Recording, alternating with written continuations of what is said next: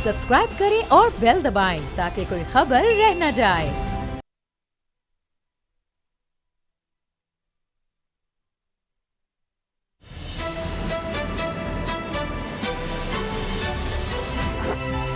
अब पता चला हुकूमत के लिए मुश्किलात हैं, उस हवाले से हम आज प्रोग्राम में आगाज़ करेंगे। और सबसे पहले FATF का मैं देख रहा था, ब्रेकिंग न्यूज़ है, इसीलिए मैं चाह रहा हूँ कि प्रोग्राम में सबसे पहले हम इस बारे में बात कर सकें कि किस तरह से पाकिस्तान के ख़िलाफ़ ये साजिशें हो रही हैं। अभी मैं देख रहा था कि हमाद अज़हर साहब वो तो ये कह रहे थे कि जनाब पाकिस्तान के ख़िलाफ़ साजिशें नाकाम हो गई हैं, लेकिन मुझे समझ नहीं आ रही कि किस तरह नाकाम हुई हैं कि पाकिस्तान ने 27 में से खुद हुकूमत कह रही है कि 26 नुकात पर अमल किया है, तो उसके बावजूद पाकिस्तान को ग्रे लिस्ट में रखा गया। ऊपर से सोने पे सुहागा कि जनाब 7 नुकात और दे दिए हैं पाकिस्तान को, और कहा गया है कि अब 2 नहीं 1 साल पर अमल करो। पहले 2 साल दिए गए थे और कहा गया था ये नुकात हैं 27, इन पर अमल करके दिखाओ, और उसमें एंटी मनी लॉन्ड्रिंग, दहशतगर्दी के खिलाफ और पैसा इधर ना जाए उधर ना जाए। तो इसी हवाले से असद खरल साहब, बाबर डोगर साहब मेरे साथ हैं। खरल साहब, आज का शो तो इस लिहाज से स्पेशल हो गया कि जी ये ब्रेकिंग न्यूज़ आ गई और पाकिस्तान अभी भी ग्रे लिस्ट में रहेगा। शाह महमूद कुरैशी साहब का बयान मुझे याद आ रहा है कि उन्होंने कहा कि जी भारत लॉबिंग कर रहा है और ये गलत बात है, ये नहीं होना चाहिए। मुझे समझ नहीं आई कि ये फिर ये एब्सोल्युटली नॉट का ये बदला लिया गया है। BBC पर मैंने खुद रिपोर्ट पढ़ी कि जी अमेरिका ने सऊदी अरब को कहा, ये मेरा ख्याल है ये अभी जो रिव्यू हुआ है इससे पिछला रिव्यू था, उससे पिछला, कि जी सऊदी अरब को कहा कि पाकिस्तान के हक़ में वोट ना दो, और वजह यह है कि अभी अफ़गानिस्तान से हमने इनखला करना है, अफ़गानिस्तान से निकलना है, तो हमें पाकिस्तान की ज़रूरत है, ज़रा पाकिस्तान कहीं ये इधर उधर ना करे कुछ, तो लिहाजा अभी सऊदी अरब को कह दिया कि जी पाकिस्तान के हक़ में वोट ना करो। तो ये होता रहा है। उसामा साहब, पहली तो बात ये है कि ये एब्सोल्युटली नॉट तो एक बात बाद में आई है, लेकिन ग्रे लिस्ट में नाम तो हमारा पहले से शामिल है। ये तो अब हमने इनकार किया है ना, इससे पहले ग्रे लिस्ट में नाम क्यों आया पाकिस्तान का? पाकिस्तान दुनिया में वो वाहद मुल्क है जिसने 27 में से 26 निकात पर अमल दरामद कर दिया। दुनिया में और कोई मुल्क नहीं है जिसने यानी 99.9% इस पे इन लेटर एंड स्पिरिट इम्प्लीमेंट किया। लेजिस्लेशन का हमने लेजिस्लेशन की जो वो चाहते थे, बावजूद इसके कि हमारी हुकूमत की अक्सरियत भी नहीं थी।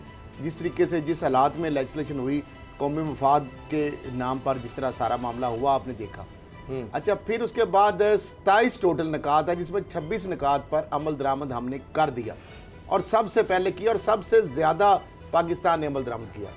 फिर उसके बाद अगर बात की जाए ये जो मनी लॉन्ड्रिंग की, टेररिस्ट फाइनेंसिंग की, या जो बैंकिंग चैनल के अलावा जो हवाला हुंडी और ये सारा मुख्तलिफ जो है, मुझे बताएं उसामा साहब, दुनिया का सबसे ज़्यादा पैसा स्विट्ज़रलैंड में पड़ा हुआ है, सेफ हेवन है वहाँ पे।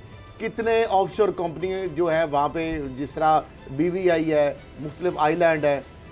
उसके बाद आप देख लें दुबई के अंदर, आप UAE के अंदर देख लें, जितना पैसा काला आप मर्जी ले जाएं वहाँ पे कोई पूछने वाला नहीं है आपको। मामला ये है कि पाकिस्तान के अंदर जितने चेक्स हैं, आप पैसा बाहर भेजना है आपने या बाहर से पैसा मंगवाना है, तो हमारा मेरा ख्याल इतनी सिक्योरिटी तो कहीं किसी की नहीं होती जितनी पाकिस्तान में पैसा भेजने मंगवाने के लिए या पाकिस्तान से भेजने के लिए की जाती है।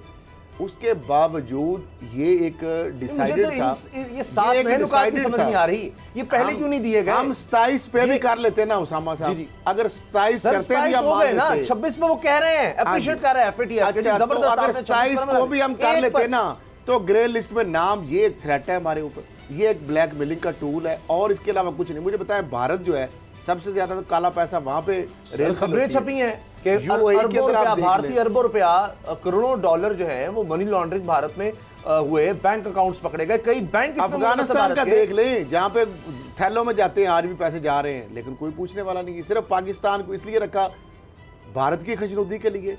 अमेरिका चाहता है कि पाकिस्तान को इस तरीके से दबा के रखा जाए, बरतानिया भी उसके साथ है। इस तरह जितनी भी सुपर पावर है वो कभी नहीं चाहेंगी कि पाकिस्तान एक एटमी इस्लामी मुल्क है, पाकिस्तान के ऊपर एक थ्रेट रखना है हर सूरत में। ये बाबर डोगर साहब मुझे बताएं, फिर हमाद साहब वजीर हैं, वो ये बात क्यों कह रहे हैं कि FATF ने और दुनिया ने पाकिस्तान की कारकर्दगी को सराहा, लॉबिंग जो है नाकाम हुई, भारत की साजिशें पाकिस्तान के खिलाफ नाकाम हुई, नाम निकल जाता है उनका ग्रे लिस्ट में, यानी 27 में से 26 पर आप अमल करके फिर भी अगर ग्रे लिस्ट में है, और मुझे तो लगता है 90% ममालिक शायद इसी लेवल पर होंगे जिस पर पाकिस्तान है।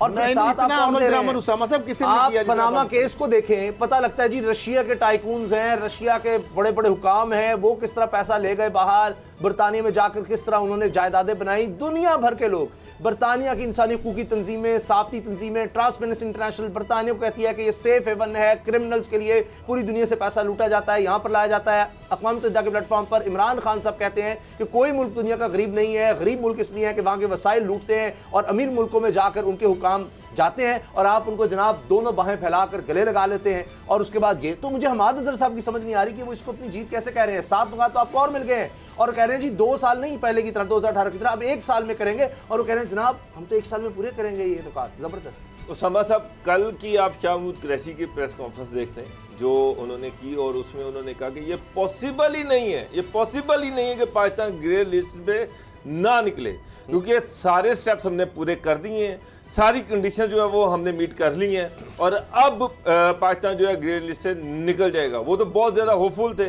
ये तो बड़ा शॉकिंग है कि पाकिस्तान ग्रे लिस्ट में था, लेकिन मुझे उम्मीद नहीं थी, क्योंकि पाकिस्तान ये कोई पॉइंट्स वाला इशू नहीं है कि आपने इतने पॉइंट पूरे कर लिए, इतने कर लिए। आप 27 करेंगे तो आपको 7 और दे देंगे, जनाब ये भी आपने करने हैं। मेरा मतलब है कि पाकिस्तान में प्रोसिक्यूशन जो है ये तो नहीं होना कि हमने बंदों को ज़बरदस्ती निकाल के उनके गले काट दें। अल्टीमेटली कोर्ट्स हैं पाकिस्तान में, कोर्ट्स ने फैसला करना है कि कौन जो है अक़वाम मुत्तहिदा की वाच लिस्ट है उसके अंदर ये जो नाम है इनकी एग्जीक्यूशन की जाए। एग्जीक्यूशन अल्टीमेटली कोर्ट्स के थ्रू होनी है। आपने इल्ज़ामात को साबित करना है, उसके लिए सबूत देने हैं, तो आप सबूत दें ना। मुझे हैरानगी है, गुलभूषण सिंह पाकिस्तान से पकड़ा गया, गुलभूषण यादव जो है पाकिस्तान से पकड़ा गया, उसने ये माना इंटरनेशनल कोर्ट ऑफ जस्टिस में ये साबित हुआ कि वो पाकिस्तान में BLA को सपोर्ट कर रहा था, अरबों रुपया उसने बांटा। कराची में दहशतगर्दी में इंडिया इन्वॉल्व था, लाहौर में दहशतगर्दी में इंडिया इन्वॉल्व था। ये सबूत है कि इंडिया पाकिस्तान में टेरर फाइनेंसिंग कर रहा है। इंडिया को तो कोई हाथ नहीं लगाता सर, इंडिया को तो कोई पकड़ता नहीं है। यूरेनियम जो आए दिन पकड़ा जा रहा है, यहाँ पर यूरेनियम पकड़ा जा रहा है, अफजूदा यूरेनियम पकड़ा जा रहा है। उसामा साहब, वहाँ पर तो कोई टेरर फाइनेंसिंग की बात नहीं करता। फिर अभी आपने ये कहा, खरल साहब ने ये कहा, सारी दुनिया का पैसा जो मनी लॉन्डर होता है, जो यहाँ से पाकिस्तान से जो अरबों डॉलर बाहर गए, अफ्रीका से जो अरबों डॉलर बाहर जाते हैं, वो जाते कहाँ पर हैं? यूरोप में, UK में, अमेरिका में, और वहाँ जाकर बैंकों में पड़े हुए हैं। कोई पूछने वाला नहीं कि ये पैसा कहाँ से आया, कहाँ से लेके आए हो, किसके के जरिए लेके आए हो, ये तुम्हारे पास कहाँ से। वहां पे तो जनाब कहा जाता है कि जितना पैसा लेके आओगे उतना वो फैसिलिटेट कर रहे हैं। स्विस बरतानिया के लॉज आप देख लें, वहां पर अमेरिका के लॉज देख लें कि जनाब आप 40 करोड़ रुपया लेके आपको नेशनैलिटी भी दे देंगे साथ और बिजनेस करें। यहाँ पर ऑस्ट्रेलिया में भी यही है। वो ये तो नहीं पूछ रहे कि ये पैसा आप कहाँ से लेके आए हैं, उनका ये कि पैसा लाएं और आके यहाँ पर हमारे बैंकों में जमा कराएं और याशी करें। मुझे बताएं असद करल साहब, इस चीज़ की क्या गारंटी है कि अभी हमाद साहब ने कहा जी 80 के लगभग मेरे को आ दिए थे, 75 पर हमने मुकम्मल अमल कर दिया, बाकी पर शायद जुज़वी होगा। 27 जो भी दिए थे 2 साल में, यानी 2018 से आपने करना है, उसमें से 26 में होगा, छोड़ दें। अब जो 7 दिए गए हैं कि आप 1 साल में अमल करके दिखाएं, इसकी क्या गारंटी है कि साल के बाद वो फिर कोई 7 नहीं पकड़ा देंगे कि जिन आपने उन 7 पर कर दिया है, पहले आप ये ले और करें, नहीं तो आप जब कर लेंगे ना उसके बाद वो डू मोर वाली पॉलिसी फिर है, क्योंकि जब करना ही नहीं है उन्होंने तो जवाब तो को तलाश करना है ना। जब उन्होंने ग्रे लिस्ट से आपका नाम नहीं निकालना और ये ऐसी तलवार रखी हुई है आपके ऊपर कि इसलिए कि ताकि पाकिस्तान जो है हमारी ब्लैकमेलिंग का शिकार होता रहे, पाकिस्तान को अपनी मर्जी से जो मुतालबात हैं वो मनवाते रहे। बेसिकली पाकिस्तान की इकॉनमी तबाह कर रखने के लिए ये भी एक बड़ी साजिश है पाकिस्तान की, हमसे मांगता रहे। आप देखें ना कि जो उसामा साहब जिस तरीके से अब बैंकिंग चैनल की जितनी स्ट्रिक्ट रेगुलेशंस हैं, जी आप अपना पैसा, आप तनख्वाह का पैसा, आप वाइट मनी, आप जो टैक्स फाइलर है वो भी जो है ना 5 लाख रुपए की ट्रांजैक्शन करेंगे उस पर STR जनरेट हो जाती है। उससे ऊपर अगर ट्रांजैक्शन करेंगे, यानी 5 लाख से ऊपर अगर ट्रांजैक्शन 1 गो में आप करेंगे तो STR जनरेट हो जाती है, सस्पिशियस ट्रांजैक्शन रिपोर्ट हो जाती है बैंकिंग इस पे। जी बाबर साहब, ये जो इसके एंटी फाइनेंशियल टास्क फोर्स के हेड हैं प्लेयर साहब, इनसे एक जर्नलिस्ट आज उन्होंने प्रेस कॉन्फ्रेंस की और एक इंडियन जर्नलिस्ट ने उनसे पूछा कि जनाब अब एक सेक्शन रह गया पाकिस्तान के लिए, अगर वो पाकिस्तान वो कर लेता पूरा तो क्या पाकिस्तान डीलिस्ट हो जाएगा, ग्रे लिस्ट से निकल जाएगा? जिस पर उन्होंने कहा कि जनाब नहीं, अगर वो सिंगल रिमेनिंग जो आइटम है वो जो ओरिजिनल प्लान है अगर वो चले जाए तो एडिशनल जो 5 दूसरी उनको दी गई इसकी हट के तो वो भी इनको पूरी करनी पड़ेंगी और उसके बाद ये जो मेंबर्स हैं ये डिसाइड करेंगे कि ना ग्रे लिस्ट से निकालना है कि नहीं। यानी कि 27 हैं, 26 कर लिए हैं, अगर हम 27 कर लेते हैं तो फिर वो जो एडिशनल 5 या 7 दी गई हैं वो भी पूरी करनी पड़ेंगी। ऐसे ही। वो करने के बाद जो ये लोग मेंबर देखेंगे, ये हैं वो सरकार फिर देखेंगे कि हमने फिर भी आप पे तलवार लटकी हुई है, यानी कि 27 के बाद 6-7 और वो करने के बाद फिर भी आप पे तलवार लटकी हुई है। उसामा वही साहब बात। ये इशू ये नहीं है, सही। ये बदनीति है, ये जानबूझ के पाकिस्तान जैसे मुल्कों को इसमें रखा जाता है। अमेरिका आप पे प्रेशर डाल रहा है, अमेरिका को हवाई अड्डे चाहिए, आपने इनकार कर दिया है जो असल हकीकत है। जी जी। और अमेरिका ये जो सारे फोरम्स हैं इनको यूज़ कर रहा है पाकिस्तान पे प्रेशर डालने के लिए। भारत आप पे प्रेशर डाल रहा है।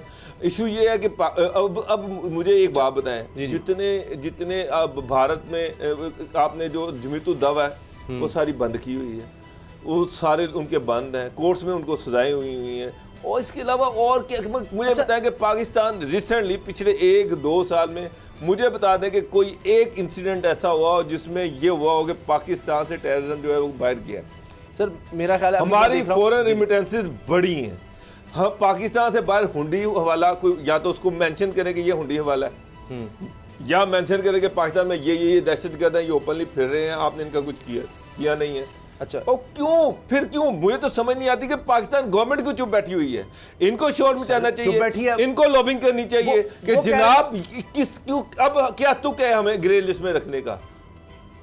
हमें मगर ये तो कोई तरीका नहीं है। या तो आप पे कोई चार्ज साबित हो, एक तरफ यूरेनियम ओपनली ईरान पे ये है कि वो यूरेनियम की फजूदगी कर रहा है, लिहाजा उसको जो है उसको ब्लैक लिस्ट में रखो। हिंदुस्तान में पकड़ा जा रहा है, हिंदुस्तान टेरर फाइनेंसिंग कर रहा है, हिंदुस्तान पाकिस्तान पे अटैक करवा रहा है, उनके सर्विंग कर्नल यहाँ से पकड़े जा रहे हैं, उसको कोई पूछ ही नहीं रहा। तो ये अब मैं देख रहा हूँ कि अभी इमरान खान साहब ने इंटरव्यू दिया न्यूयॉर्क टाइम्स को, उसके हवाले से भी खबरें चल रही हैं। अच्छा, उसमें भी वो क्रिटिसाइज़ कर रहे हैं अमेरिका को, उसकी पॉलिसी को, कहते हैं जी अमन के लिए हम साथ हैं, ये हमें इस तरह ज़बरदस्ती और ये जंग का सारा।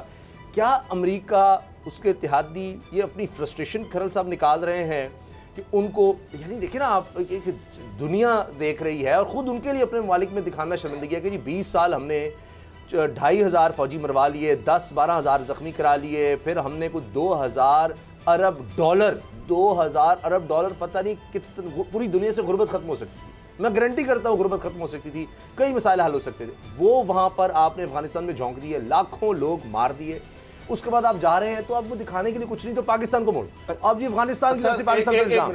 तो एक चीज का जवाब दे दें।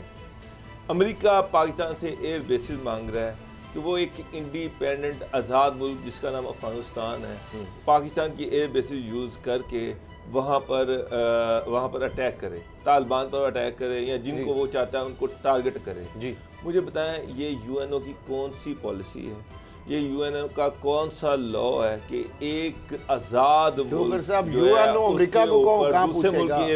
यूएनओ तो गरीब दहशतगर्दी नहीं, यूएन को क्या इससे दहशतगर्दी नहीं फैलेगी दुनिया में? जब अमेरिका पाकिस्तान के बेसिस यूज करके अफगानिस्तान पे अटैक करेगा तो तालिबान उस पर रिएक्शन नहीं देंगे, उसमें पाकिस्तान में दहशतगर्दी नहीं आएगी। आप दहशतगर्दी को प्रमोट करना चाह रहे हैं, यूएनओ की नजरें बंद है, हल क्या है? हम एब्सोल्युटली नॉट वाला लफ्ज जो है वापस लेने के लिए हम नहीं क्यों वापस लें उसामा साहब? हमने पहले प्राइस जंग के अंदर 70,000 लोगों की कुर्बानियां दी हैं, उनके तो 2,500 बंदे मरे हैं ना, हमारे 70,000 से ज्यादा लोग जो है उन्होंने जानों की कुर्बानियां दी हैं। पाकिस्तान का इंफ्रास्ट्रक्चर तबाह हुआ है, पाकिस्तान के गली गली मोहल्ले के अंदर हमारी दहशतगर्दी आ गई थी।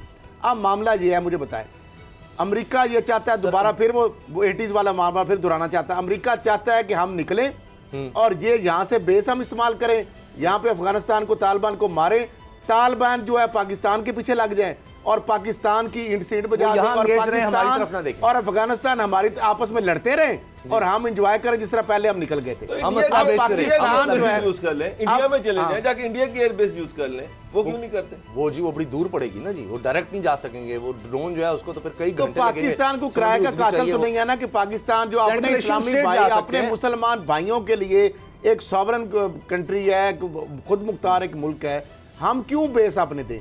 अमेरिका जो है चुदराहट कायम करने के लिए दुनिया ना जाए ना, अरबों डॉलर अगर उसने खत्म किए हैं खर्चे तो ना करे। अफगानिस्तान में फिर एक बेस रख ले, ना जाते इतना भागने मुझे का, पहले तो तबाही बताया कि फैला के जा रहे हैं। अफगानिस्तान में अच्छा, अमेरिका का अगली बैठने का खबर। मकसद क्या है? क्या अच्छा, मकसद है? अपनी ठीक है। बदमाशी के लिए ना। अब ये वो दुख की बात है, बदमाशी अपनी बात- कायम रखना चाहता है। हुकूमत- बात ये है अगली खबर पर जाने से टाइम नहीं है। आज प्राइम मिनिस्टर ने बड़ा जबरदस्त बयान दिया, मुझे बड़ा पसंद आया। आज उनसे पूछा गया जी कि पाकिस्तान जो है वो तालिबान के साथ है या अफगान गवर्नमेंट के साथ है या किसके साथ है, तो उन्होंने कहा देखें अफगानिस्तान में नया सेटअप पर इलेक्शन होने चाहिए, वो इलेक्शन जो भी जीते, जो भी इलेक्टेड गवर्नमेंट होगी हम उसके साथ हैं, वो चाहे तालिबान है चाहे कोई भी है, ABC है। देखिए हमारी पॉलिसी बड़ी क्लियर है, बहुत क्लियरली प्राइम मिनिस्टर ने कन्वे कर दी है कि जनाब जो भी इलेक्शन जीतेगा, जो भी इलेक्टेड गवर्नमेंट होगी हम उसको सपोर्ट करेंगे। अब अमेरिका को चाहिए कि वो यहाँ से निकल रहा है तो यहाँ पे इलेक्शन करवा दे, तो इलेक्शन में जो भी जीते उसको इख्तियार दे दे और अल्लाह अब जब आप जानबूझकर उनके प्रेसिडेंट को उन सबको वहाँ पे आपने अमेरिका में बुलाया हुआ है, उनको असला दे रहे हैं, पाकिस्तान से एयर बेसिस ले रहे हैं, एक कठपुतली गवर्नमेंट जो है वो वहाँ पे मुसल्लत करने की कोशिश कर रही है, तो उससे टेररिज्म तो फैलेगा। बिल्कुल, तारीख यह है कि अमेरिका जहां गया तबाही फैलाकर वहां से रफू चक्कर हो गया। तो आप हिरोशिमा नागासाकी को देख लें, उसके बाद से आज तक आप देख लें, कहीं भी गया है, आप वियतनाम को देख लें, आप इराक को देख लें, आप शाम को देख लें, आप लिबिया देखें, आप यमन देखें, आप अफगानिस्तान देखें, यानी सारी मिसालें आप देखें, तबाही करते हैं उसके बाद जाकर और जनाब उसके बाद निकल जाओ। और एक अजीब वहाँ पर है कि जी असलहा वहाँ पर भी बहुत ज़्यादा चलता है, एक लंबी बहस है ये। बारह अब अगली खबर पाकिस्तान के हवाले से, मियां नवाज शरीफ साहब की सज़ाएं बरकरार रहीं, लेकिन कल हमने प्रोग्राम में बड़ा अहम नुक्ता डिस्कस किया था, असद खरल साहब ने, बाबर डोगर साहब ने, कि उनको फिर भी रिलीफ मिला है। वरना कानून में यह है कि एक दफ़ा किसी की अपील रिजेक्ट होगी तो दोबारा वो 3 महीने के अंदर, गालिबन में गलत नहीं, तो अब उनको ये उसमें लिख दिया है कि वो जब आए तो दोबारा वो अपील दोबारा हो सकती है। अभी उनकी जो अपीलें थी वो खारिज कर दी गई हैं, इसलिए कि उनकी पैरवी ही नहीं की गई। लेकिन नैब की जो अपीलें थी मरियम सफदर साहिबा और कैप्टन रिटायर्ड सफदर साहब के खिलाफ, वो मंजूर हो गई हैं। अब असद खरल साहब, इसकी क्या सिग्निफिकेंस है? चले नवाज शरीफ साहब तो अब जब आएंगे तब बात होगी, उसके लिए शेख रशीद साहब कह रहे हैं हम कोशिशें कर रहे हैं, कोई बरतानिया के साथ 15 दिन के अंदर अंदर कोई मुआहिदा भी हो जाएगा और उसके बाद देखेंगे, भरपूर कोशिश चल रही है, वो एक अलग मैटर है। अब मरियम साहबा की ऑफर भी कबूल कर ली, शेख रशीद साहब ने कहा जी हम बिल्कुल फुल प्रूफ सिक्योरिटी देंगे, शहजाद अकबर साहब कह रहे हैं बुलेट प्रूफ गाड़ी देंगे, हर तरह की सहूलत देंगे। लेकिन ये जो अब केस आगे है, नैब की अपील का मंजूर होना, क्या ये झटका है मरियम साहिबा के लिए? देखिए मामला ये है कि अब इसके अंदर नैब ने जो कहा है कि जो 122 नंबर उनकी क्रिमिनल जो अपील है और 123 नंबर है कैप्टन सफदर की, और ये जो समात के लिए मुकर्रर किया गया, इसमें नवाज शरीफ की सज़ा बढ़ाने की सदा की है उन्होंने, और इस तरह क्रिमिनल जो अपील नंबर 3 है 2019 उसमें भी समात के लिए मुकर्रर किया गया। फ्लैगशिप में नवाज शरीफ की बरीयत के खिलाफ ये जो नैब की अपील है 3 नंबर, और गुज़श्ता रोज़ जो इस्लामाबाद हाई कोर्ट ने अल-अज़ीज़िया और जो फ्लैगशिप इवन फील्ड रेफरेंस में नवाज शरीफ की दोनों अपीलें आपको पता खारिज कर दी थी, और उनकी सज़ा जो थी एज इट इज़ उसको बरकरार रखा गया। ज़ाहिर बात है उस पर फैसला यानी हुआ ही नहीं, जो उनकी एक एप्लीकेशन थी उसको रद्द कर दिया गया कि उनकी चूँकि मौजूद नहीं थे उनकी नॉन प्रेजेंस की वजह से। अब मामला ये है कि नवाज शरीफ को दी जाने वाली जो सज़ाएँ हैं वो तो बरकरार रखी गई हैं, और इनमें उनको 10 साल सज़ा हुई, एक में केस में इवन फील्ड रेफरेंस में और दूसरे में 7 साल है। अब ये जो मरियम साहिबा वाली है और कैप्टन सफदर वाली है, ये नैब ने उनकी सज़ाओं में ज़्यादा जिन सज़ाओं के लिए की है ये अपील जो की है, जी जी, तो इस पे अब चूँकि दोनों उनको नोटिस अब दिया जाएगा, दोनों मुल्क के अंदर हैं, तो देखते हैं इस पे मेरिट पे जो भी फैसला होगा। या तो नैब अगर एहतसाब अदालत के बारे में जो ये कहते हैं कि हमारे साथ ज्यादती हुई है, तो ये दूध का दूध और पानी का पानी हो जाएगा। इस्लामाबाद हाई कोर्ट जो है इसको देख रहा है। अच्छा, मैं ये देख रहा था कि शायद हमारे कुलीग ही हैं सलीक जान, उन्होंने इस पर एक वीडियो भी बनाई कि 9 दफ़ा यानी मफरूर कहा गया नवाज शरीफ को फैसले में। मफरूर का ये जो केसेस चल रहे हैं, क्या बाबर डोगर साहब इससे कोई फ़र्क पड़ता है, या हमारी सियासत में कानूनी तौर पर ज़ाहिर है ये एक लंबी जंग है, अभी पता नहीं कई साल ये केसेस चलते रहेंगे, तो उनको ट्विस्ट किया जाता है। अभी मैं देख रहा था कि जी एहसन इकबाल साहब या शायद राना सनाउल्लाह साहब का बयान था, पर नूनी की सीनियर लीडरशिप का, वो बड़े खुश हैं जो फैसला आया, उन्होंने कहा जी हम तो यही चाहते थे, जो बात आपने भी कही। वो तो पनामा की जेटी पे मिठाइयाँ खा ली थी उन्होंने, उनका क्या करे बंदा। आपने अच्छा याद कराया। तो ये मौका जो कैसा है, ये जो फैसला आया था टेक्निकली वो यही चाहते थे। देखें, जब आदम नज़ीर तारड़ साहब जो है जो कोर्ट की मामलत कर रहे हैं, वो बार बार ये कह रहे थे कि ना ये केस नहीं चलना चाहिए, क्योंकि जो का नवाज शरीफ यहाँ पर मौजूद नहीं है, चाहे कि मुल्ज़िम यहाँ पर मौजूद नहीं है, तो जब मुद्दई या मुल्जिम जो भी है वो यहाँ पर मौजूद नहीं है तो उसकी गैर मौजूदगी में ये ट्रायल नहीं चल सकता। नैब की प्लीड ये थी कि जनाब जब वो यहाँ पर जब ये अपील दायर की गई नवाज शरीफ पाकिस्तान में मौजूद थे, लिहाजा उनके वकील जो है वो पेश हों और ये केस को आगे बढ़ाएं। लेकिन कोर्ट ने जो है वो जाहिर बात है कि उन्होंने इस पे फैसला यही दिया कि साहब सुप्रीम कोर्ट की एक प्रेसिडेंट सेट हो चुकी है कि अब शहनसिया में ना सजा हो सकती है मुल्ज़िम की बैरून मुल्क मौजूदगी में, ना अब शहनसिया में सजा हो सकती है और ना ही उसका ट्रायल हो सकता है। उसका उनका ये कहना था, नैब का ये कहना था, खैर साहब नैब का ये कहना था कि जब ये अपील दायर की गई उस वक्त मुल्ज़िम पाकिस्तान में मौजूद था और बाद में वो मफरूर हो गया, भाग गया, चला गया। लेकिन बहरहाल करंट जो स्टेटस है, जो कि एक सुप्रीम कोर्ट एक वर्डिक्ट दे चुकी है कि अब शहनसिया में सजा नहीं हो सकती, ट्रायल नहीं हो सकता, तो वो तो मौजूद है। दूसरी बात है अगर वो वहाँ पे कुछ हो भी, कोर्सिव एक्शन ले भी लिया जाता है, पहली बार सुप्रीम कोर्ट के फैसले के बाद तो जो नीचे वाली कोर्ट है किस तरह कर सकती है। अगर हो भी जाए तो दैन भी वो मुल्ज़िम जब पाकिस्तान आता है तो अब शहनसिया में जो सजा होती है वो खुद ही खत्म हो जाती है। जो ही वो कोर्ट में आके पेश होता है, अपने आप को सरेंडर करता है। कोर्ट ने भी अभी यही इस्लामाबाद हाई कोर्ट ने कहा है ना कि या वो सरेंडर करें या आके अपनी वो गिरफ्तारी पेश करें, उसके बाद उनकी अपील जो सुनी जाएगी। जब तक मुल्ज़िम अगर एक साल नैब के लिए 1.5 साल नहीं आता और 1.5 साल के बाद अचानक लैंड कर जाता है और ये कहता है कि जी मेरा केस दोबारा स्टार्ट किया जाए, मेरी 10 साल बाद आ गए, 10 साल नहीं, वो नहीं हो सकता, वो तो टाइम बाद हो जाएगा। लेकिन यहाँ पे तो उनको रिलीफ मिल गया। मैं ये कह रहा हूँ कि अब मुल्ज़िम साल के बाद वापस आ जाता है, साल के बाद या 1.5 साल के बाद वापस आता है और आके अपील कर देता है कि जी मेरा केस दोबारा सुना जाए, तो इसका मतलब वो केस वहीं से स्टार्ट होगा क्योंकि केस में लिख दिया वही स्टार्ट हो। यही तो नून लीग चाहती थी। लेकिन ये चाहती थी जो नैब को एक तरह से नैब के हक में तो हो गया ना काम।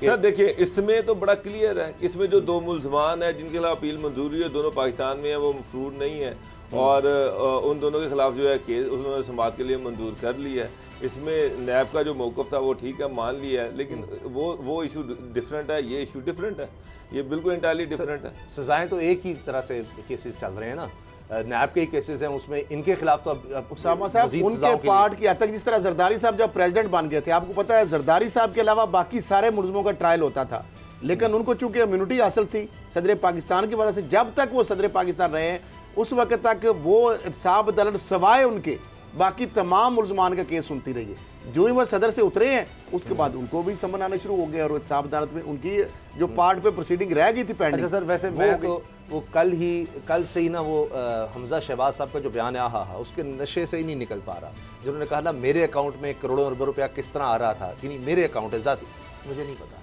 क्यों आ रहा था, कौन ला रहा था। साहब ये इस खानदान का एक चीज बताएं, एक बंदे के अकाउंट में पैसा आ रहा है और उसको पता ही नहीं है, मैसेज आता है बैंक का, अब तो इतना सिस्टम है, आप पता करने की भी कोशिश नहीं करते कि यार ये मेरे अकाउंट में कौन पैसा, ये इनको आदत है कि लोग पैसा भेजते ही रहते हैं तो इनको परवाह नहीं है। मेरा मतलब है कि ये तो नहीं हो सकता कि मेरे अकाउंट में 5 लाख रुपया पड़ा हुआ है, अगले दिन मुझे पता चले 5 करोड़ है, उससे अगले दिन मुझे पता महीने बाद पता चले 50 करोड़ है, ये मैं पता ही ना करने की कोशिश करूं। पैसे का ये पैसा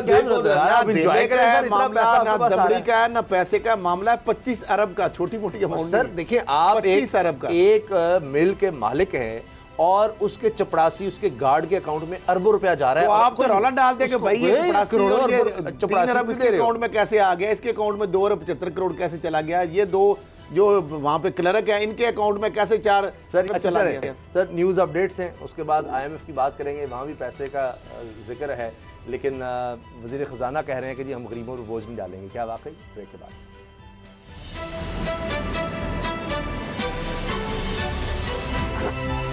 अब पता चला।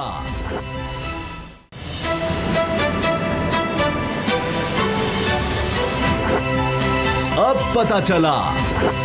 बजट पास कराना है, ये बड़ा अहम मरहला है हुकूमत के लिए। हुकूमत बड़ी कॉन्फिडेंट है, लेकिन फिर भी कुछ दिखाना तो है कि क्या हो रहा है। बहस जारी है, वज़ीर ख़जाना है, चैलेंज करते हैं जब उनके खिलाफ कोई बात की जाती है।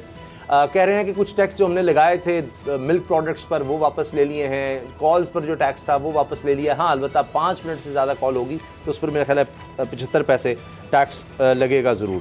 इसी तरह से दीगर उन्होंने चीज़ें बताई हैं कि जी हम बेहतरी ला रहे हैं, लेकिन हुकूमत के लिए जो सबसे बड़ा मसला बना हुआ है वो है IMF। अब हुकूमत कहती है कि IMF प्रोग्राम से हम निकलना नहीं चाहते, उसके साथ चलना चाहते हैं। अभी आपने FATF का सुन लिया, IMF के प्रोग्राम से अगर निकल आते हैं या IMF कहता है जी वाज़े तौर पर, जो उसने भी नहीं कहा कि जी हम आपको मज़ीद कर्जा नहीं देंगे या प्रोग्राम बंद है, ख़त्म, सिर्फ उन्होंने कहा कि जी भी नेगोशिएशंस जारी रहेंगी। वज़ीर ख़जाना कहते हैं जी उनकी तरफ से अच्छा इशारा आया है, हमने कहा जी हम मज़ीद टैक्स नहीं लगा सकते, वो कह रहे हैं जी टैक्स तो आपको लगाना पड़ेगा, अभी मौका दे रहा है हमें। अब खुदा ना खास्ता IMF के प्रोग्राम्स में निकल आएंगे तो एक और मसला खड़ा हो जाएगा, सारा इंटरनेशनली सिनारियो बदल जाएगा कि जी जो पहले FATF है उसकी ग्रे लिस्ट में है, अब IMF भी कह रहा है कि जनाब इसकी तो इकॉनमी स्टेबल नहीं है, हमसे उन्होंने कर्जा लिया, हमारे प्रोग्राम में है और अभी उसको पूरा ही नहीं कर पा रहे, और फिर किस तरफ हालात जाएंगे। बाबू डोगर साहब, अब ये कह देना बड़ा आसान होता है कि जी IMF के प्रोग्राम से हम निकल रहे हैं या हम उसको इनकार कर रहे हैं, हमने उनको बता दिया। ये अभी 900 अरब रुपया ये खुद कह रहे हैं कि पावर सेक्टर में अदायगियाँ करनी है, वैसे तो 2000 अरब तक काम पहुँच गया, तो ये किस तरह से अदा करेंगे? वो IMF कह रहे हैं जी आप बेफिक्र हो जाए, हम कर देंगे, हम अब तवानाई में मज़ीद कोई बहरान नहीं आएगा। IMF कह रहा है कि जिसको ख़त्म करो, बिजली की कीमतें बढ़ाओ ताकि ये जो आपका सर्कुलर डेट है ये बतदरीज ख़त्म हो, गैस की कीमतें बढ़ाओ, टैक्स इकट्ठा करने के लिए टैक्स दीगर चीज़ों पर लगाओ, तो हुकूमत कह रही है नहीं। देखिए उसामा साहब, इसीलिए गवर्नमेंट जो है वो एक मुतबादल प्लानिंग जो है जो सोच रही है, वो जिसकी काबीना से अप्रूवल भी ली है, अगर हमें IMF सपोर्ट नहीं करता या IMF पैसे नहीं देता, पहली प्रायोरिटी तो ये है कि IMF के साथ निगोशिएशन करो और उसको किस तरीके से भी बनाओ कि जनाब हम लोग जो है वो नई टैक्सेशन को अफोर्ड नहीं करते, बल्कि हमें जो टैक्स बेस है वो बढ़ानी चाहिए। लेकिन मैं आपको एक चीज़ बताऊं, ये पहले भी हर गवर्नमेंट यही नारे लगाती है, हर गवर्नमेंट की यही एफर्ट होती है कि टैक्स बेस को बढ़ाया जाए, लेकिन आज तक टैक्स बेस बढ़ नहीं सकी। अल्टीमेटली वो कह रहे हैं हम ये जो बिजली के बिल है ना उनमें भेज देंगे, जो नॉन फाइलर हुआ या टैक्स एवेडर हुआ, टैक्स जमा नहीं करा रहा होगा, उसके बिजली के बिल में भेज देंगे, वो सारे जो रिकवर कर रहे हैं। और अगर फिर ज़ाहिर है वो बिल जमा नहीं उस तरह से हो रहा होगा, ये उनका प्लान है। किस तरह से? ये उनका प्लान है। मुझे एक चीज़ बताएं, मैं ये बात समझ नहीं सका उसामा साहब। जी जी, मेरी दुकान है, मैं महीने का 10 लाख रुपए कमा रहा हूँ और मैं टैक्स नहीं दे रहा, तो ये मेरी इनकम की असेसमेंट किस तरह से करेंगे, किस तरह से मेरे बिल में क्या लगा के भेजेंगे, किस तरह से लगा के भेजेंगे? मुझे इसकी समझ नहीं लगी।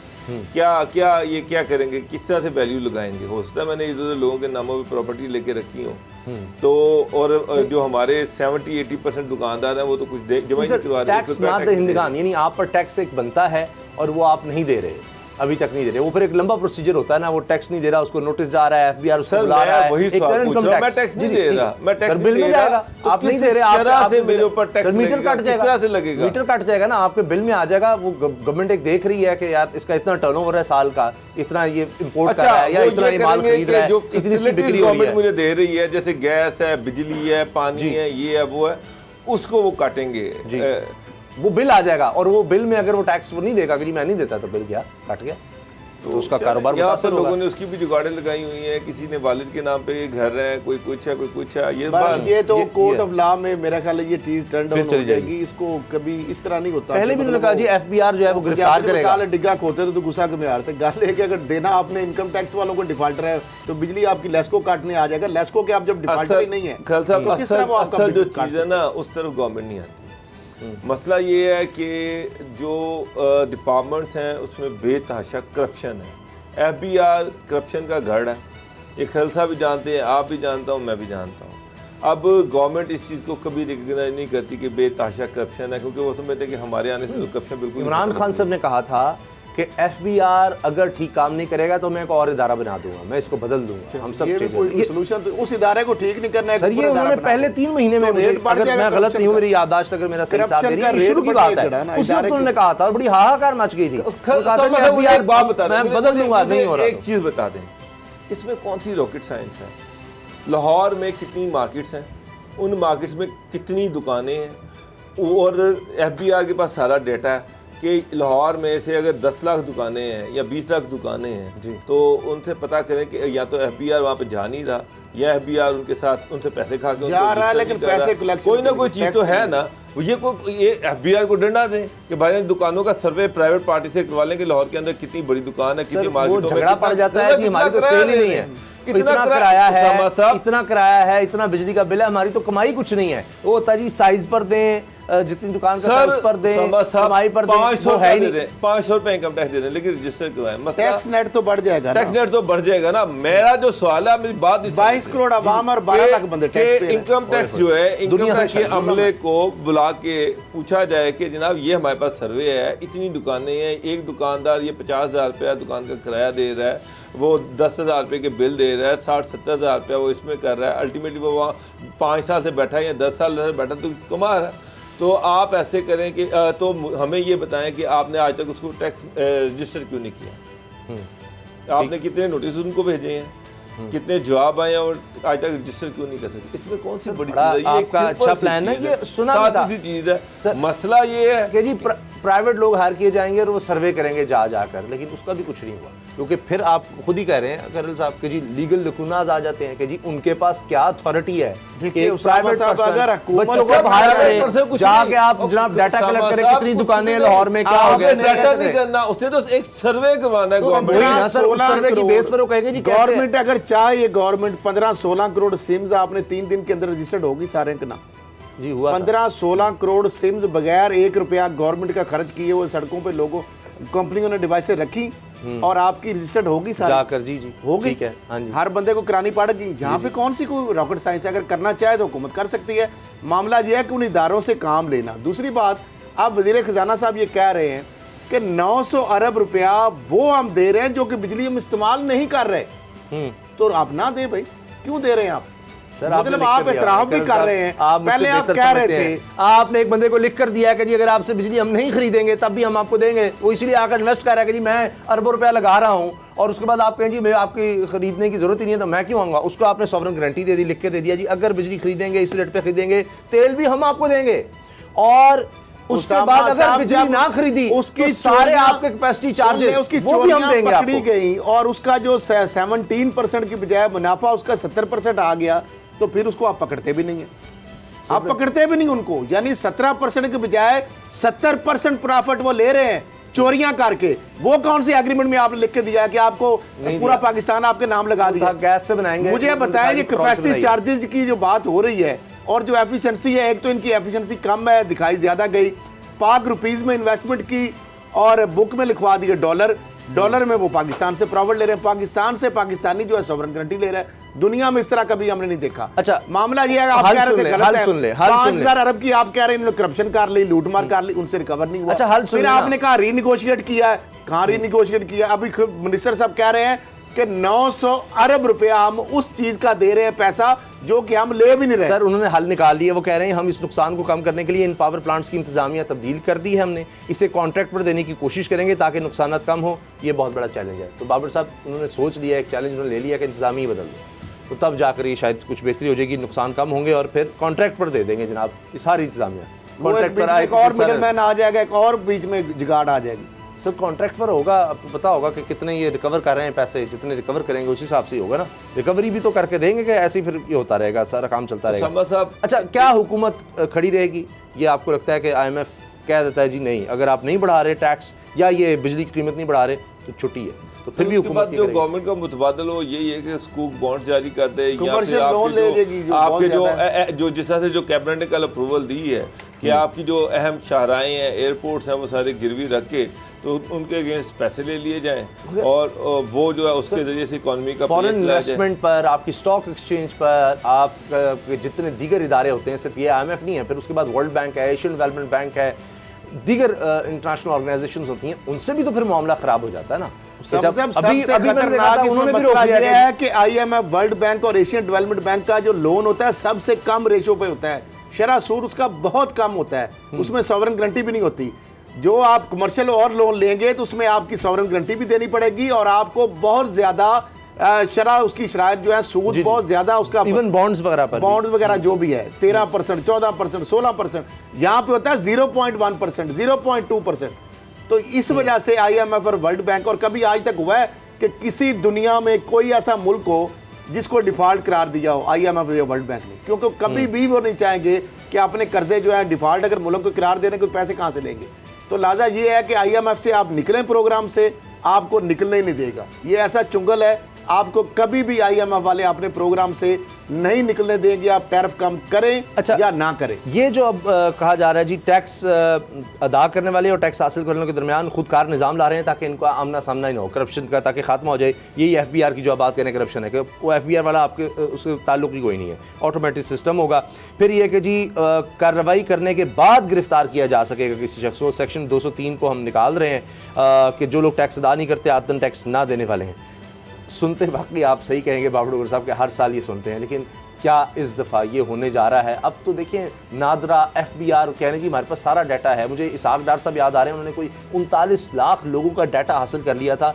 आज से कम 5 साल पहले की बात है, बल्कि ज़्यादा अरसा पहले की बात है। उनकी हुकूमत अब नहीं आई थी, तो उन्होंने कहा था कि जी हमने डाटा हासिल कर लिया है, अब ये जनाब टैक्स चोर नहीं बचेंगे। अब तो एडवांसमेंट और ज़्यादा हो चुकी है। अब तो FBR को मजीद फंड्स मिल चुके हैं कि अपने आप को ऑटोमेटेड करो, अपने आप को बेहतरी करो। नून लीग के दौर में जो मिले थे, सुना फर्नीचर आ गया था वैसे उनका, और इमारतें अच्छी हो गई थी, ज़रा लशपश हो गई थी। उसामा साहब, दुनिया में कोई एक ऐसा मुल्क नहीं है जहाँ पर लोग टैक्स भी ना दें और उसके बाद आप लोगों को रहते भी दें। दुनिया में कोई मुल्क नहीं, कोई दुनिया में अमीर तरीन जो मुल्क हैं, अमेरिका देख लें, चाइना देख लें, जापान देख लें, फ्रांस, जर्मनी, बरतानिया, यूरोप, तमाम मुल्कों में टैक्सेशन का एक मजबूत सिस्टम मौजूद है। ऐसा ही, और वहाँ पर टैक्सेशन के हवाले से बड़े सख्त लॉज हैं सर। बड़े अमेरिका में, यूके में आप तसव्वुर नहीं कर सकते कि आप टैक्स ना देते हो और आप सारी जो फैसिलिटीज है वो उसको एंजॉय कर रहे हो। सर ये पाकिस्तान, हुसैन नवाज से पूछे उनको कितना टैक्स देना पड़ता है, पता करें आप। सर ये पाकिस्तान ही है जहाँ पर जो ताकतवर है वो बड़े आराम से सारे कौम को बेवकूफ़ बनाता है और वो मज़े लूट रहा है। जब तक आप इस ताकतवर बंदे से टैक्स नहीं लेंगे, पाकिस्तान आगे नहीं जा सकता। मुझे एक बात बताएं, ये जितने मेंबरान कौमी असम्बली हैं, ये सूबाई असम्बली हैं, आप ज़रा इनके टैक्स के एसेट्स तो चेक करें। हमजा शहबाज के देख लें, शहबाज शरीफ के देख लें, नवाज शरीफ के देख लें, कुछ भी नहीं है। एक चीज़ बताएं, कोई इस चीज़ को मानेगा? आप ज़रा चेक तो करें। वो सबकी, किसी की आमदनी टोटल वेल्थ जो है वो 2 करोड़ है, किसी की 4 करोड़ है, किसी की 5 करोड़ है। उसामा साहब, लाहौर में एक किनाल का जो घर है वो 4.5 करोड़ रुपए का, एक किनाल का घर। इनके घर जो है वो इतने बड़े महल हैं और उनकी जो इनकम लिखी हुई है वो लिखी हुई है जी 2 करोड़ रुपया, 4 करोड़, 50 करोड़ का घर 2-2 करोड़ पे सारी वेल्थ जो कानून है। जो उनकी वालदा के नाम था मरहुमा के, और वो बेवा से आप नहीं ले सकते, वो हज़ारों एकड़ पे अगर घर भी है तो वो कानून इस तरह का बना देते हैं। ब्रेक लेते हैं जी, ब्रेक के बाद बात करेंगे पेट्रोल क्राइसिस की। ये हर दौर में आता है, हर दौर में हड़तालें होती हैं। अब इस हुकूमत को भी सामना है, और इस तरह आटे के बहरान की हमने बात की थी, हुकूमत नेगोशिएट कर रही थी, इसमें भी वही हल नजर आ रहा है। ब्रेक के बाद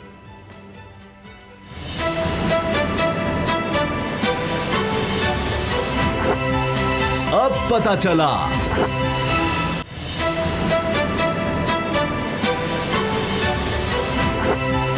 अब पता चला।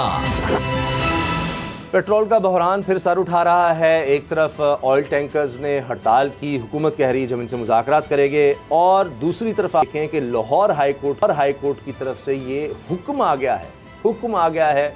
हुकूमत को ये कहा जा रहा है कि जी पेट्रोल बहरान के ज़िम्मेदारों के खिलाफ कार्रवाई की जाए। अब ये बहरान हम देखते हैं हर हुकूमत के दौर में आया है। नून लीग के दौर में आया, तब हमने सुना जी शाहिद खान अब्बासी और इसाक डार साहब, उनमें लड़ाई हो गई कि उन्होंने दिए जी पैसे नहीं दिए, ये नहीं किया, वो नहीं किया, और शाहिद खान अब्बासी साहब दूसरी तरफ डालते रहे। इसाक डार साहब कहते जी इनकी गलती है। बहरहाल अब इस दौर में भी आया था और कई दिन ये बहरान रहा। फिर हुकूमत ने कहा जी हम कार्रवाई करेंगे, वो पता नहीं चंद लाख रुपया जुर्माना हुआ ऑलमार्ट कंपनियों को। बहरहाल अब अदालत ने फैसले में कहा है कि हुकूमत इनके खिलाफ सख्त कार्रवाई करे जिन्होंने मसनूई बहरान पैदा किया। मुलजमान से रिकवरी की जाए, क्योंकि इन कंपनियों ने बहरान के दिनों में अवाम से अरबों रुपए लूटे, अरबों रुपया, यानी ये तो मिनटों में करोड़ों कमा गए, और जितने दिन ये बहरान रहा। तो अब बाबर डोगर साहब, आपको लगता है कि हुकूमत ये कर सकेगी? क्योंकि अब तो ये हाई कोर्ट के ऑर्डर्स हैं कि उनसे रिकवर करो सब पैसा। सर बिल्कुल, लाहौर हाई कोर्ट ने जो आज फैसला दिया है उसमें बड़ा क्लियरली कह दिया कि जनाब ओगरा जो है ये इफेक्टिव नहीं रहा। ओगरा जिसका काम इस सारी चीज़ को रेगुलेट करना था वो अपनी ड्यूटी देने में नाकाम रहा है। या तो ओगरा को तहलील करके नया धारा बनाया जाए, नए लोग उसमें भर्ती किए जाएँ। दूसरा जो एक फैक्ट फाइंडिंग कमीशन था उस पर भी अमल दरामद नहीं किया गया। यानी कि हाई कोर्ट ने फेडरल गवर्नमेंट को अच्छी तरह लताड़ा है और फेडरल गवर्नमेंट से कहा कि फेडरल को कि वो अपनी जिम्मेदारियां पूरी नहीं कर सका इस सारे बहरान के दौरान जी। और जो ये है कि जो ऑयल कंपनी है, जो उनके मालकान है, उन सब का मुकम्मल तौर पे ऑडिट होना चाहिए और रिपोर्ट फौरी जारी की जाए। ये भी देखिए, अभी ब्रेकिंग भी चल रही है कि इस दौर में इन्होंने कितना कमाया, जो पैसा था वो सारा उसका ऑडिट किया जाए, ये पैसा कहाँ से आया, पेट्रोल की कीमतें क्या थी, और जो फैक्ट फाइंडिंग कमीशन था उसकी रिपोर्ट पे भी कोर्ट ने कहा कि वो भी उस पर भी सेटिस्फाई नहीं है। उन्होंने कहा जो कमीशन को जिसके लिए बनाया गया था वो उस तरह से अपनी चीज़ें सामने नहीं लेके आया, तो गवर्नमेंट को चाहिए कि इसको खुद ऑडिट करवाए सारी चीज़ों का, और जो जिम्मेदारान है उनको तो कुछ कहा ही नहीं गया। उनको चंद लाख रुपए फाइन किया गया और उनको छोड़ दिया गया। अरबों रुपए का नुकसान हो गया और चंद लाख रुपए का फाइन करके इसे जान छुड़ा ली गई। अच्छा, तो असल देखिए उसामा साहब, बात यह है कि खान साहब बार बार बात करते हैं कि जनाब करप्शन की बात करते हैं, पाकिस्तान में नाइंसाफ़ी की बात करते हैं, लेकिन जहाँ पर एक्शन लेना होता है वहाँ पर गवर्नमेंट एक्शन नहीं लेती। असल तो रोना ये है, ये खलसा भी मानते हैं, आप भी मानते हैं, मैं भी मानता हूँ कि बड़े बड़े ख़तरनाक किस्म के कार्टल्स बने हुए हैं, वो गवर्नमेंट को ब्लैकमेल करते हैं, गवर्नमेंट के को आंखें दिखाते हैं। उनके जो नुमाइंदगान हैं वो हुकूमत के अंदर बैठे हुए हैं, वो खुद खान साहब को इस तरह की गलत मशवरे देते हैं, गलत एडवाइस जारी करते हैं, जिसकी वजह से लोगों का गवर्नमेंट से एतबार उठ रहा है। अभी एक तहकीक आई है पाकिस्तान के बारे में कि 31 ख़ानदान हैं जो स्याह और सफ़ेद के मालिक हैं पाकिस्तान में। 31 यूथ दौर में 22 थे, अब 31 हो चुके हैं। अच्छा असद खरल साहब, ये अब हाई कोर्ट हुकूमत को तो खुश होना चाहिए कि अब तो उनके हाथ में ऐसा ऑर्डर आ गया, 3 महीने की मोहलत है। अब तो वो पेट्रोलियम कंपनी से कहती हम तो बेबस हैं, हाई कोर्ट का ऑर्डर है, निकालो पैसे। ने तो अब ऑर्डर किया है, इमरान खान साहब ने नोटिस लिया था जब तेल सस्ता था और उन्होंने सप्लाई बंद कर दी। उसके बाद किया था सर, जाली पेट्रोल पंप थे, गैर कानूनी पेट्रोल पंप थे, वहां पर वो करते ये थे कि जखीरा तेल पड़ा हुआ था, महंगे का इंतजार कर रहे थे, रोक लिया और जब महंगा हुआ फिर उन्होंने बेचा। उस हवाले से रिपोर्ट्स भी आई, सब कुछ सामने आया और अरबों रुपए के मुख्तलिफ कंपनियों ने फायदे उठाए और हुकूमत ने चंद लाख उनको जुर्माना करके सर कानून में ये लिखा था के लगा दी। साहब गुजारिश है, कानून ये पता नहीं कानून क्या कहता है, 4 रुपए लूट ले और चंद लाख दे के आप जान छुड़ा लें। कानून साजी नहीं हुई, 30 साल पुराना कानून है, उधर लिखा ही हुआ है, आपको भी पता है आज भी ऐसे हैं, 200 रुपया जुर्माना, 500 रुपया जुर्माना। गलत बना है उसमें साथ साथ वक्त के उसके अंदर मॉडिफिकेशन होनी चाहिए, उसके अंदर जो जितना नुकसान हुआ है उसका जब तक। अभी क्या होता है कि वो मुजरिम जनाब 1000 रुपया 10,000 रुपए की जुर्माना है, वो 10 साल आप से क्या समझते हैं कि जो हाई कोर्ट ने तो फैसला एक बड़ा हिस्टोरिक फैसला दिया। जी जी, उन्होंने तो कहा है कि जो भी कंपनियां जिन्होंने लूटमार की है, जिन्होंने मसनूई बहरान पैदा किया, जो उसके रिस्पॉन्सिबल हैं, उनको पकड़ा जाए, उनसे रिकवरियां की जाए, ऑडिट किया जाए, रिपोर्ट पब्लिक की जाए। कि हाई कोर्ट के इस हुक्म के बावजूद किसी ताकतवर माफिया जो है पेट्रोलियम कंपनी के किसी मालिक को, किसी सीईओ को, किसी मैनेजर को ही आप पकड़ के पाबंदी सलासल कर सकते हैं? आप उससे मालिकों की बात मैं आपको बता रहा हूं। ऑयल टैंकर, खैर वो तो ड्राइवर्स वगैरह की तो और बात है, टैंकर किसी गरीब आदमी का नहीं होगा। सबसे बड़ा जुल्म तो ये है कि हड़ताल की है तो हुकूमत जो है घुटनों के बल आ गई है। अभी आटे वालों ने हड़ताल की, अब आप देखें, मैं कह रहा हूं कि इन्होंने रिकवरियां क्या करनी है, ये तो उनके बंद कर देंगे, हड़ताल खत्म कराने के चक्करों में है। इन्होंने रिकवरियां क्या करनी है? कार्टल्स जो बने और ओगरा जो है वो परवरिश कर रहा है कार्टलाइजेशन की। मुसाफती कमीशन पाकिस्तान के अंदर एक इदारा है, कंपटीशन कमीशन ऑफ पाकिस्तान, सबसे बड़ा कार्टल का वो सरगना है, वो सरगना है कार्टल का। आज तक उसने किसी मोबाइल कंपनियां आपस में है, सारों के पैकेज लूट रही हैं आवाम को, कभी उसने उसके ऊपर हाथ डाला हो, कभी उसने सीमेंट माफिया के ऊपर हाथ डाला हो, कभी उसने फर्टिलाइजर और पेस्टिसाइड के ऊपर हाथ डाला हो, कभी उसने किसी भी कार्टलाइजेशन के ऊपर उसने चीनी माफिया के खिलाफ एक्शन लिया हो, कभी उसने कोई गंदम माफिया के खिलाफ एक्शन लिया हो, पेट्रोलियम माफिया के खिलाफ एक्शन लिया हो।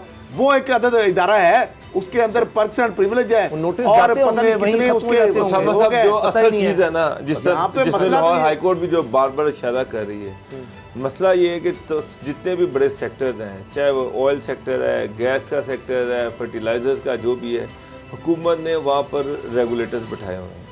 रेगुलेटर्स का काम ये है कि वो देखे कि किसी चीज़ की शॉर्टेज ना हो और एंड यूज़र जो है और एक जो कंपनी के दरमियान एक इक्वल अपॉर्चुनिटी हो सबको, और उसके साथ साथ ये कि आवाम के साथ ज्यादती ना हो।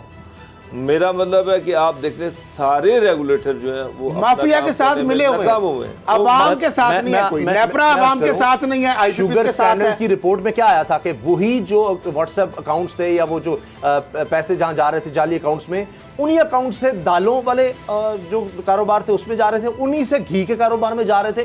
तो वो 31 खान वो सब मिले हुए हैं, टैक्सेस है उसामा साहब। और मसला ये वो है कीमतें डिसाइड करते हैं। ये जो सारी चीजें हो रही हैं, ये जो आपस में नेक्सेस बने हुए हैं, इनके ऊपर हाथ तो डाल नहीं रहा कोई इनके खिलाफ एक्शन कभी आपने देखा हो, किसने लिया हो? अब कोई भी चीज एक्शन तो गवर्नमेंट ने लेना है। मेरा मतलब है कि गवर्नमेंट यानी ये जो नेपरा है उसका वही काम है। बंदे सर वही लोग नेपरा का काम है कि वो लोग आवाम को कौमी सस्ती असेंबली में बिजली भी देना। होंगे, जो वो लोग जो दारों में फर्टिलाइजर होंगे। माफिया है, जो तेल का माफिया ओकरा है, का काम है जो कि आवाम आटे का को माफिया है, वो अर्ज़ान सब तो रखोगे, गवर्नमेंट के अंदर काम बैठे करना। हुए हैं। सर बिल्कुल मैं मानता हूं कि वो सब लोग गवर्नमेंट के अंदर भी हैं। वो सारे इन सेक्टर के साथ मिले हुए हैं, इन कार्टलाइजेशन के साथ मिले हुए हैं। कौन तोड़ेगा इसको? ये सारे तो इमरान खान वो साहब शराफिया- दावेदार हैं, वो कह रहे हैं मैं कार्टलाइजेशन को तोड़ूंगा, सर ये वो और ज्यादा हर चीज़ मजबूत हो इमरान खान कैसे कर देगा? हुकूमत गिरा ले अपनी। तो अकेला हुकूमत बंदा- ही है ना, इमरान खान हुकूमत है, जारी बात है। ओसामा साहब मुझे एक बात बताएं, फिर मान लें कि ये जो माफिया है ये गवर्नमेंट से मजबूत है और वो अपनी मर्जी की मेरी जो तो नहीं चीज तहकीक, करता है मैं वो तो कर आपको लेता बता रहा हूँ, छप चुकी है, पूरा मकाला छप चुका है। 31 खानदान है जो छाए हुए हैं, वही स्याह सफेद के इस मुल्क में मालिक हैं। उनके हमारे कहने इदारों पर की ऊपर कमजोरी है, नीचे- इदारों के अंदर अगर गंदे अंडे ना बैठे हो तो कोई बंदा ताकतवर कानून से ज्यादा हो सकता है? नहीं, उसामा साहब कानून ऐसी तो बात सर- नहीं। नहीं, ऐसा नहीं है। आप- नहीं, आपके खल अंदर साहब, जब खल गंदे साहब, अंडे ये भी नहीं, बैठे मैं हो- आपसे थोड़ा सा डिसएग्री करता हूँ। मैं इस तरह से डिसएग्री करता हूँ कि अगर ये लोग गवर्नमेंट के अंदर बैठे हुए हैं, अगर ये मशीर हैं और ये मिनिस्टर हैं, कार्टल माफिया के लोग, उनके रिप्रेजेंटेटिव्स, तो वो दायरे में बैठा एक ग्रेड 20-21 का बंदा, उसको तो सुबह उठा के बाहर लेकिन वो फेंकेंगे। चांद है ना, सारे तो नहीं ना कैबिनेट में बैठे हुए डॉक्टर साहब। इस तरह तो नहीं है। मेजोरिटी सर बैठी हुई सामने है। रिंग खान रोड यहाँ साहब तो बनती है, तो वो क्या होता एक है? ही चीज डराते यहाँ रहते हैं रिंग रोड कि बना दिया। अगर आपने इन पे हाथ डाला और इससे इकोनॉमी का पहिया रुक जाएगा, इससे इकोनॉमी जो है पटरी और पे चढ़ महंगाई हो गई है, जाएगी। इनको इंसेंटिव दें, इनको ये करें, इनको वो करें, और जहां उन पे हाथ डालने की बारी आती है वो ऐसा गवर्नमेंट को डराते हैं, ऐसा खौफजदा करते हैं कि प्राइम मिनिस्टर बेचारा डर के चुप हो जाता है कि पता नहीं क्या हो जाएगा। और फिर ये है कि जी देखिए 3 साल में इकोनॉमी चढ़ गई, ये जो अशारिये हैं वो बेहतर होना शुरू हो गए हैं, स्टॉक एक्सचेंज काम कर रही है, लेकिन अगर आपने इन पे कोई हाथ डाला तो उससे गवर्नमेंट इससे इकोनॉमी अच्छा तबाह हो हुकूमत को नहीं जाएगी। अब मिलेगा। उस पर प्राइम मिनिस्टर क्या करे? वो डर जाता है, वो घबरा जाता है। तो मसला ये ग्रुप यहाँ बन तो ये जाते हैं। लोग यहाँ पे नेकनियर बंदे लाके बैठाए जाएं जो सही मशवरा दें। अदरवाइज ये जितने मशीर हैं आप भी जानते हैं, उन्होंने गवर्नमेंट का बड़ा गलत किया। टाइम खत्म हो गया, लेकिन हुकूमत के पास ये अपॉर्चुनिटी ज़रूर है कि 3 महीने का वक्त है, हाई कोर्ट का ऑर्डर है, उस पर इम्प्लीमेंट करवा दे तो ये सारी ठीक हो जाएगी कंपनियाँ। प्रोग्राम देखने का शुक्रिया, इजाज़त दीजिए, अल्लाह हाफ़िज़।